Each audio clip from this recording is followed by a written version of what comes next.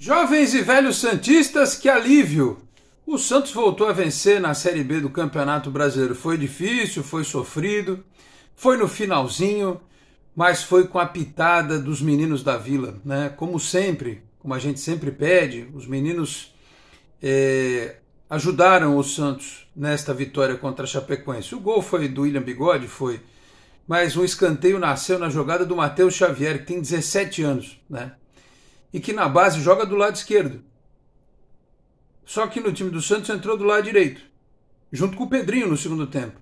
Que quando teve do lado direito, apesar dele dizer que gosta de jogar do lado esquerdo, colocou uma bola na trave. Quando ele foi para o lado esquerdo, ele foi fazer um cruzamento e botou a bola atrás do gol.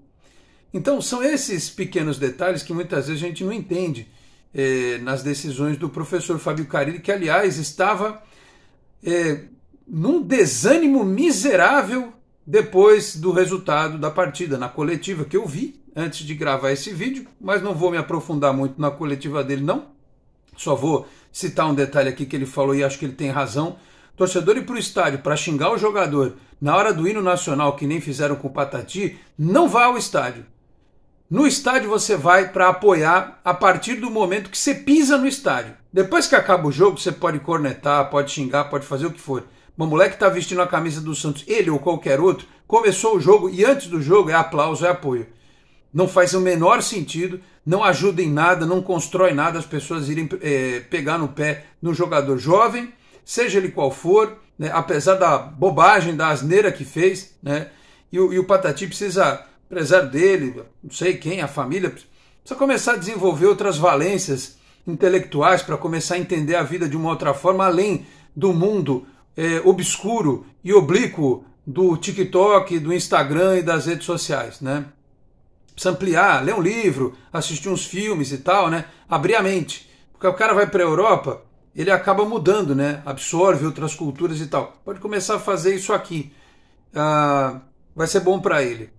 E é bom para o torcedor aprender que pegar no pé do jogador, como disse o Carille na coletiva, na hora do hino, xingar o moleque, isso aí não adianta nada. Então, assim, apesar dos erros, ao meu ver, do Carille, que foram alguns, o time não foi do jeito que a gente queria, né? Aquela lentidão continuou e tal, a despeito dos números do Santos terem sido positivos, da Chapecoense ter entrado para se defender, só para tentar arrancar um empate e chegar junto muitas vezes, né? A despeito de tudo isso, foi importantíssimo ganhar o jogo, né? Apesar de tudo, das dificuldades, e foi importante que os meninos mostraram o caminho. O cara ele foi perguntado na coletiva se isso foi uma interferência da diretoria, eu não sei, mas se ele ouviu alguém no clube e colocou os moleques recebendo uma sugestão para isso, vou usar essa palavra, sugestão, e ele acatou, pelo menos ele mostra que tem um grau de humildade, né? Outros treinadores não aceitariam, talvez, ou até pedissem o boné. Mas o fato é que, tecnicamente, o Souza é um menino muito acima da média. O Matheus Xavier é muito bom jogador. E o Carille falou um negócio na coletiva também que é importante. Ele é reserva no Sub-20. Hoje joga o Rodrigo César na esquerda, o Matheus Lima na direita. Joga o Enzo de centroavante. Aí no meio tem o Bom Tempo, tem o Bernardo, tem o Miguelito. Então o Matheus, ele entra sempre, mas ele não é titular, e ainda tinha o Laurindo antes, né? Porque você vai trabalhando de acordo com a idade dos meninos, né? Tem um menino que está no primeiro ano de sub-20, um que está no segundo ano de sub-20, e por aí vai, ele é sub-17, né? A bem da verdade. Então, assim, eu não quero saber se foi interferência, se não foi, o que interessa é que ele colocou. Agora, precisa pôr mais, precisa usar mais, né? Não dá para usar de vez em quando, não dá para fazer que nem fizeram com o Enzo, joga 45 minutos e não volta nunca mais para o time. Como a gente espera que o Miguelito tenha chance, que o Bernardo tenha chance. Enfim, são jogadores jovens que o torcedor pede. O torcedor pede a presença desses atletas. Porque a gente vê os jogos da base, né? A despeito das pessoas também me mandarem mensagem assim, a base do Santos é horrível. Não é horrível a base do Santos. Aliás, um abraço para o Adelino. Adelino, que é um cara de Santa Catarina, que está aqui em Santos, dirigindo o carro por aplicativo, veio aqui cuidar da sogra dele, passou uns dias aqui, está passando uns dias aqui em Santos, ele é daqui, mas mora lá e estava aqui. Hoje ele me levou na TV, me reconheceu e a gente bateu um papo pelo caminho, ele é defensor da base também, né? Um abraço para o Adelino, obrigado pelo carinho, ele que assiste ao Canal 10 e também diz que gosta muito do trabalho da Nájila. Então fica aqui um recado para a Nájila também, que ele gosta muito do seu trabalho, viu, Nájila? E estava falando da base. Então o torcedor, o mais velho ao mais novo, sabe que os meninos ajudam. Alguns precisam ser mais lapidados, alguns ficam prontos antes. Então assim, a gente não pode tratar diferente o Matheus Xavier porque ele fez a jogada e que se vai pro gol, ia virar um estardalhaço em cima desse moleque nessa semana. O menino da Vila, Água do Santos, saiu da base, fez o gol da vitória. Eu acho, ainda bem que ele construiu a jogada e o gol saiu com o experiente, porque a gente pode tratar do menino com um pouco mais de calma, porque senão ia ter o exagero, né? Já eu querer o moleque de titular, já eu começar a compará-lo com outros jogadores e tal. Até foi bom que tenha sido assim. E o Souza entrando finalmente, batendo o escanteio, né? No final, porque o Rodrigo Ferreira entrou para ser terceiro zagueiro, aliás, dito pelo próprio Carille na coletiva. Então, assim, o Santos precisava do resultado. O que vai acontecer daqui para frente contra o Ceará, enfim, não sei. Até porque o Schmidt tomou o terceiro cartão amarelo e eu acho que ele vai usar o Sandri, porque o Rincon não está aí. Eu acho que ele vai botar o Sandri junto com o Pituca na sexta-feira contra o Ceará. Enfim, o resultado importava. O futebol ainda não é o ideal. Mas quando você muda tanto assim o time, e eu vou falar ainda sobre algumas outras mudanças, é óbvio que você vai sentir um pouco. Mas no final, os números mostraram que o Santos foi o time que mais procurou o gol, deu azar em algumas finalizações. É importante dizer também que o Brazão foi muito bem no jogo. Teve uma bola lá que ele soltou meio esquisita, mas teve algumas defesas que ele fez que ele foi fundamental, né? Se a gente pegou no pé do Brazão nos primeiros jogos, e ele tinha feito 11 jogos na vida como profissional, a gente tem que ser justo e dizer que ele foi bem, né, na partida. Então vamos lá falar sobre esta importante vitória do Santos a partir de agora. Meus amigos, um grande abraço, de volta para mais um vídeo aqui do Canal 10. Este é um conteúdo em nome de Peter Leandro e Dani Haddad Fisioterapia, Vila Unitar Premium Beef, a arte do bom churrasco e também a Exatec Informática. Na descrição deste vídeo tem todos os contatos em rede social, enfim, site dos nossos apoiadores. Vá lá e prestigie o trabalho dos apoiadores aqui do Canal 10. Eu aproveito e peço neste começo de vídeo para você que chega agora ao canal para que se inscreva, ative as notificações, deixe o like que também é importante. Se quiser, torne-se membro do canal. Sobre a coletiva do Carille, eu perguntei para algumas pessoas no Santos que estranharam o desânimo do Carille pós-jogo. Estranharam mesmo. Então, vou aguardar aí mais algumas horas para fazer um pós-jogo, né? Tentando entender o porquê que o Carille estava tão triste. Porque a torcida pegou no pé dele também, né? Lá no jogo. Desanimado, as críticas são muita gente pedindo a saída do Carille, enfim. Vamos aguardar. Uma coisa é uma coisa, outra coisa é outra coisa. Sobre o jogo, vamos à estatística da partida. O Santos teve 59% de posse de bola contra 41% da Chapecoense. Chutou 24 vezes contra o gol. Chutou bastante, mas a Chapecoense chutou 22. No aproveitamento, o Santos acertou 11 na meta. A Chapecoense acertou 7. Escanteios foram 9 para o Santos, 7 para a Chapecoense. Enfim, teve bola na trave, né? A bola na trave do Pedrinho, o único lance bom que ele fez no jogo praticamente. Teve os lances, né? Os chutes do Otero no primeiro tempo. Teve aquela bola em que o Furt limpa, e eu estava vendo ali com o Felipe Cardoso, ele falou, nossa, foi um pecado, porque ele limpou a bola, ele perdeu um pouquinho o time para chutar ali, né? Podia ter sido o gol do Furt ali. Repito, teve os chutes do Otero. Teve o lance, né, em que, infelizmente, o Patati arrancou.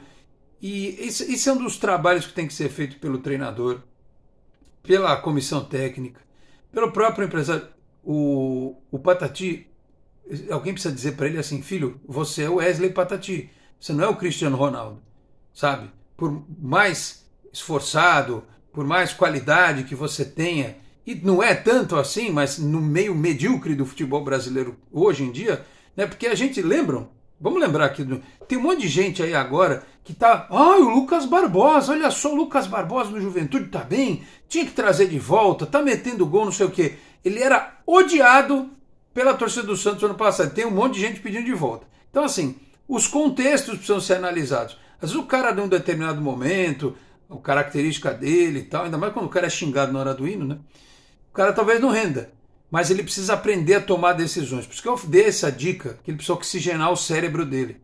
Sair do universo absurdo das redes sociais e começar a treinar as valências mentais, né? Então, eu estou comparando, porque o Lucas Barbosa era odiado, o Juan Seco era odiado, e o Juan Seco diz que já tem proposta para ele ir para a Premier League, vai vendo, o time lá de onde ele está, na Hungria, né?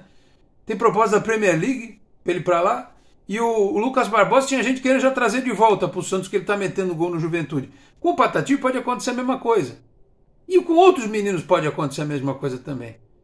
Então, assim, perder um gol, ou podia ter finalizado. Se ele tivesse finalizado com um pouco mais de seriedade, talvez as pessoas não pegassem no pé dele.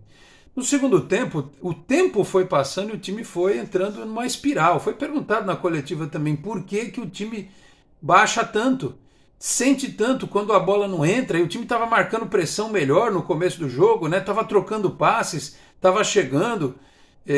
Apesar de eu também...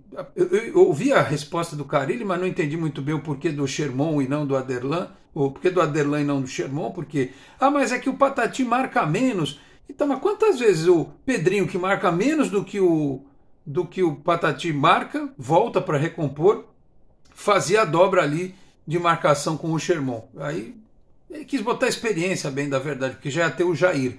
O Jair entrou com a missão de construir. Deu uma rateada lá no começo do jogo, então, mas depois deu uma estabilizada. Ele entrou com o Rodrigo Ferreira na esquerda, aliás, a escalação foi Brazão, Aderlan, depois entrou o Sherman no segundo tempo, Jair, Gil e Rodrigo Ferreira, depois entrou o Souza aos 38 do segundo tempo. Ainda bem que entrou o Souza, porque o Rodrigo Ferreira não ia bater um escanteio desse nem ferrando. Schmidt, que tomou o amarelo, terceiro, Pituca, Juliano, Otero, depois entrou o Bigode, uma alteração diferente aí, né? O Furt, entrou o Matheus Xavier depois, para voltar a ter 2 pontas, e o Wesley, que no intervalo deixou o Patati vaga para o Pedrinho, que entrou, portanto, na sequência do jogo. Já como foi dito, com este resultado, o Santos pulou para o segundo lugar na tabela, com 22 pontos, mas com 7 vitórias. O Avaí tem 23, empatou na rodada. O América vai jogar contra o Goiás, né, nessa rodada, contra o Goiás fora de casa. O jogo é nesta terça-feira, isso, 18h30. Também tem Novo Horizontino e Mirassol. O Santos não perde a vaga dentro do G4. Isso que é importante a gente dizer. O Santos continua nesta condição na tabela da Série B, porque se o Mirassol vencer vai a 21, se o Novo Horizontino vencer também, se o Goiás vencer vai a 21, só o América, que se vencer vai a 25, o Santos cai para terceiro lugar, mas é o máximo que acontece. Só que está todo mundo muito perto, o Santos não pode bobear com essa classificação do Campeonato Brasileiro. Me parece que agora o Carille entrou num modo de tentar reconstruir o time. A diretoria precisa ver qual vai ser a questão do futuro, porque tem uma janela abrindo semana que vem, né? Quais são os jogadores que já, com a observação do Paulo Brax e sua equipe, o Santos vai trazer, com a anuência do Carille, com o Galo junto, em que ponto esse time vai poder estar com os jogadores que chegarão em breve e também com os meninos da base sendo mais potencializados. Repito, ficou no ar uma sensação estranha, porque o Carille deu uma coletiva com uma voz embargada, inclusive, né? Não sei se ele realmente não quis comemorar muito a vitória porque foi muito xingado, porque tem sido muito cornetado, muito criticado, mas eu repito, se não for para trazer um técnico que mude radicalmente o conceito de jogo do Santos, por exemplo, mandar embora o Carille para trazer o Daí Helman, para trazer o Pintado, para trazer o Guto Ferreira, não muda nada, né? Tem que trazer um cara que faça o Santos jogar de uma outra forma.